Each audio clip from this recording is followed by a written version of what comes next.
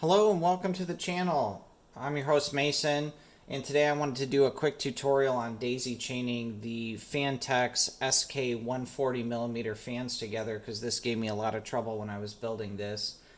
So today I'm going to go over what's included as far as the wires for both the fans on the P500a case as well as the 3 additional 140mm fans I bought to fill up all the extra spaces on the board. So right now I've got them all plugged in and they're all daisy chained together, and I'm controlling the RGB through the motherboard as opposed to the case.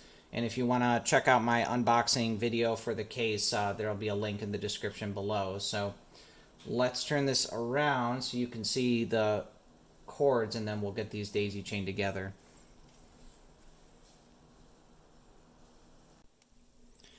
Okay, so now we've got the back of the case open. I'm going to go over daisy chaining all the RGB controllers together back here. I wanted to first highlight that I had to buy an extra cord just to connect these all together. So this is the cord that I had to purchase on Amazon. So this is for the fan controller. So this is to just give power to the fans. So each of these, get this in focus here.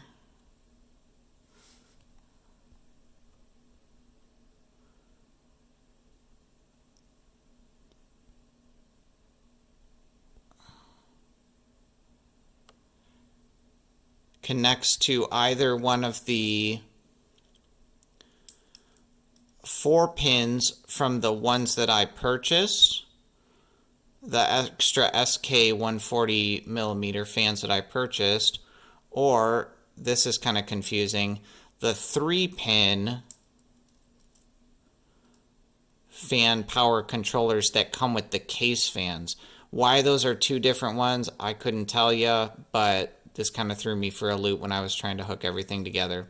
So this is 4 connectors leading to 1, and then this can plug right into your motherboard, one of the fan controller outs on the motherboard, to give the fans power to spin. So this is the one I used for the additional ones I purchased. So I've got 1, 2, and 3 on the side there. And then this one came with, I believe, the case, and this has got the 4-pin connector, and then 1 4,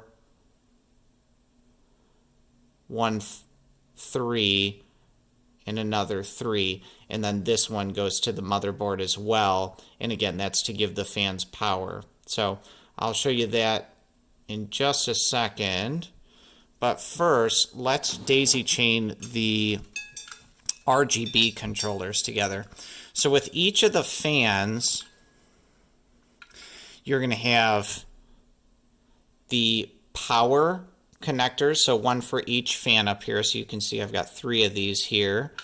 And then for each of the fans, you're also going to have a daisy chain, and these are 3-pin RGB powers, and this is all the same. So this is the same for the ones in the case as well as the ones that I purchased.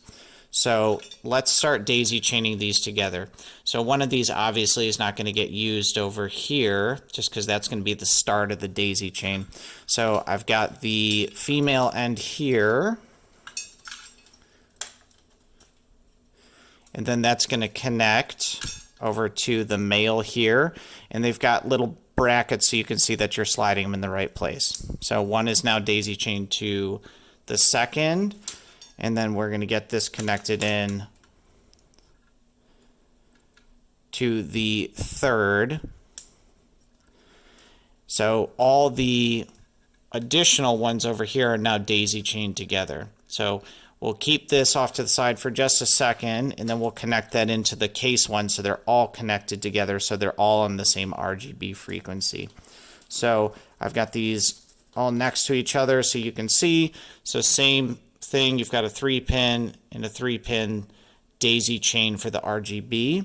So let's bring these additional ones to the case side, and this one will connect down to the next RGB controller.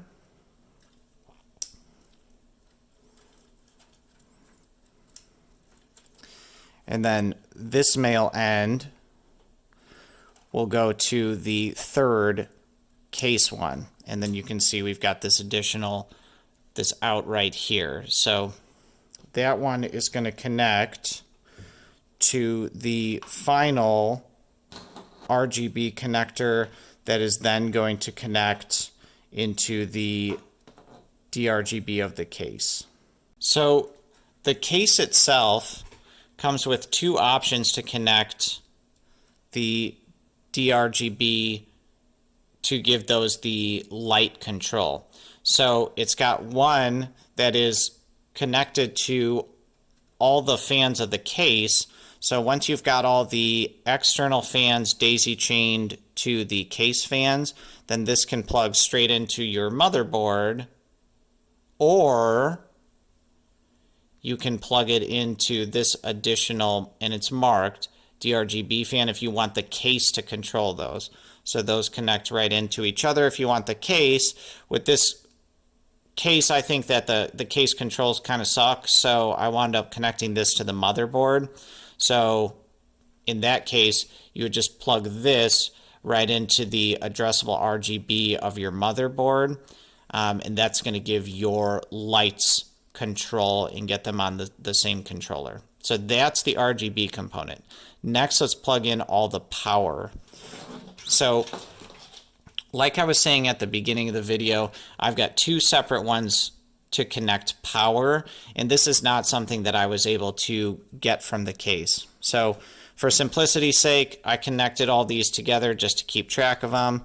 So it doesn't really matter if you connect these to a 4 or a 3, since these ones have 4 connectors. These are the additional SK140mm fans that I purchased. So that's 3 of them. And then this final piece is going to connect onto one of the fan controllers on the motherboard, and this now gives the fans power to spin. So that's the external 3 that I purchased, and then next we're going to do the ones for the case. So you can see we've got 3 here, and these are 3-pin connectors. Why they did that for these ones and not the ones that you can purchase separately, I don't really know. But again, just make sure that you're not plugging any of these 3-pin ones incorrectly. Now this was something that I saw. You can connect the 3 to the 4-pin here. That works just fine. And then finally, this 4-pin goes to the motherboard again, and that gives them power. So once you've got those plugged in, you'll have all the colors going. They should all be spinning. You control the fan speed from the motherboard in the BIOS, or if you have an external install that you've got. And then the RGB controller, it just depends on if you installed them to the case or if you installed them to the motherboard. So if you found this video helpful, hitting that like button certainly helps us out a lot. I hope you enjoyed the video, so thanks for stopping by.